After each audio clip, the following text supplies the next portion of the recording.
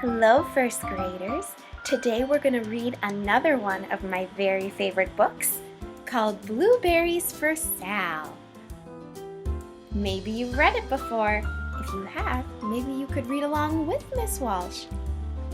All right, Blueberries for Sal by Robert McCloskey. Look at this very detailed picture. Looks like we have a mother and her child, and they're at the kitchen. I bet I know what those are. The book is called Blueberries for Sal, so those must be blueberries. One day, little Sal went with her mother to Blueberry Hill to pick blueberries. Little Sal brought along her small tin pail, and her mother brought her large tin pail to put blueberries in. "We will take our blueberries home and can them," said her mother. "Then we will have food for the winter."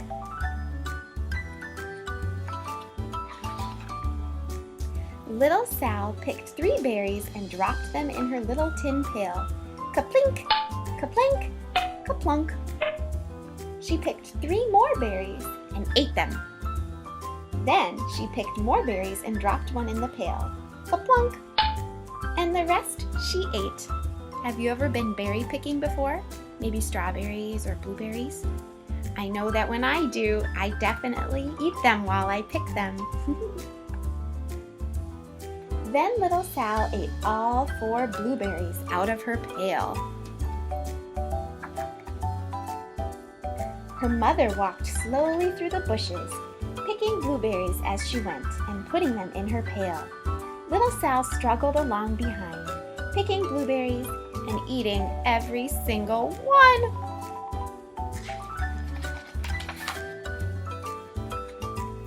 Little Sal hurried ahead and dropped a blueberry in her mother's pail.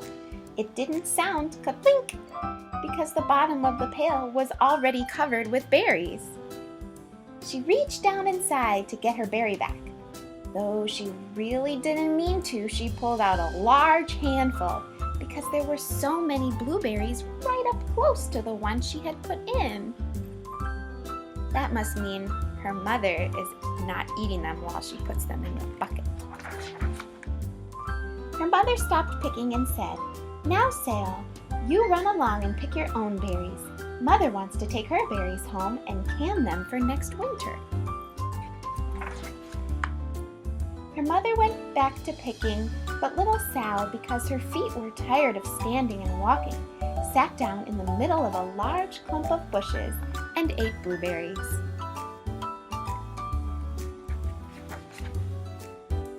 On the other side of Blueberry Hill, Little Bear came with his mother to eat blueberries. "Little Bear," she said, "eat lots of blueberries and grow big and fat. We must store up food for the long, cold winter." Little Bear followed behind his mother as she walked slowly through the bushes eating berries. Little Bear stopped now and then to eat berries. Then he had to hustle along to catch up. Because his feet were tired of hustling, he picked out a large clump of bushes and sat down right in the middle and ate blueberries.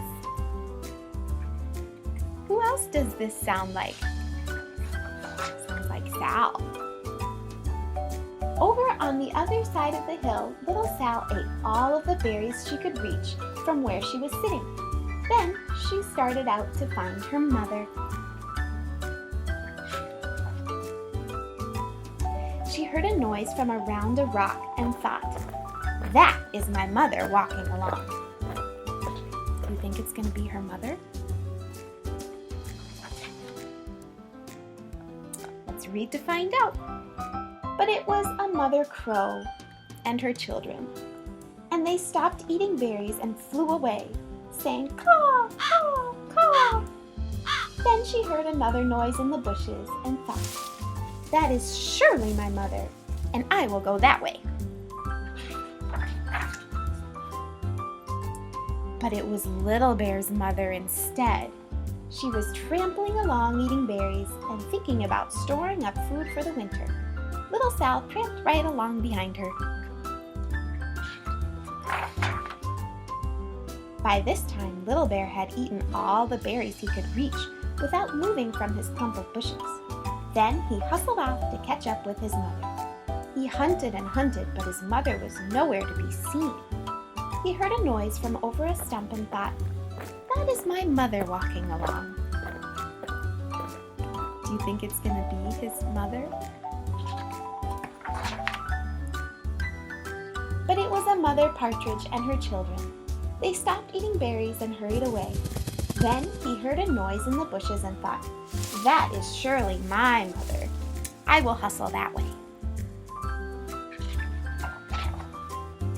But it was Little Sal's mother instead. She was walking along picking berries and thinking about canning them for next winter. Little Bear hustled right along behind her.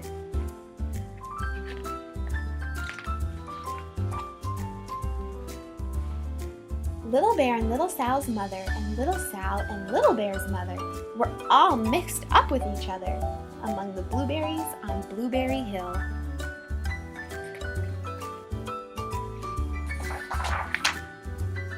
Little Bear's mother heard Sal walking along behind and thought it was Little Bear, and she said, "Little Bear, munch, munch, eat all you can possibly hold, swallow."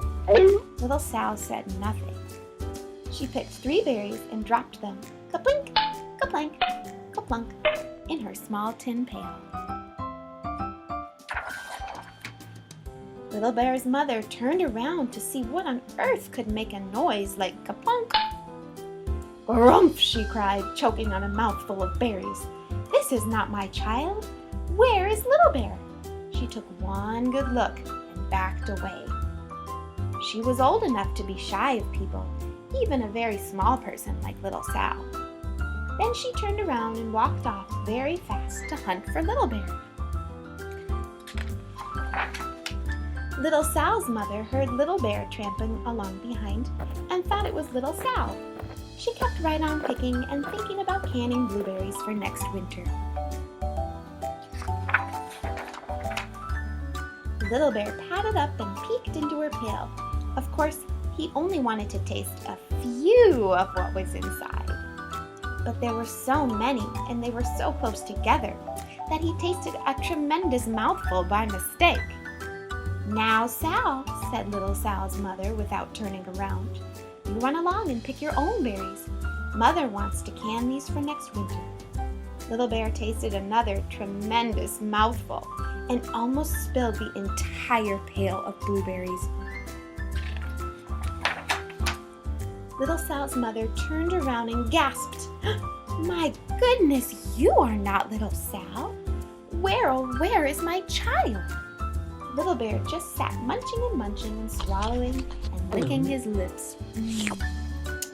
Little Sal's mother slowly backed away. She was old enough to be shy of bears, even very small bears like Little Bear. Then she turned around and walked away quickly to look for Little Sal. She hadn't gone very far before she heard a kaplink, kaplank, kaplunk. She knew just what made that kind of a noise.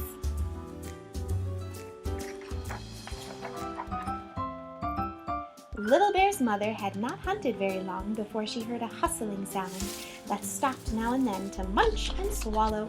She knew just what made that kind of a noise.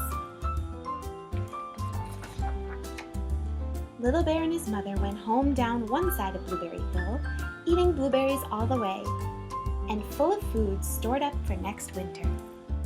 And Little Sal and her mother went down the other side of Blueberry Hill, picking berries all the way, and drove home with food to can for next winter.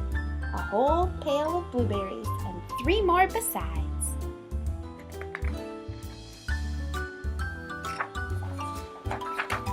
The end. What a great story. Makes me kind of hungry for some blueberries. Thanks for reading with me, first graders. Until next time.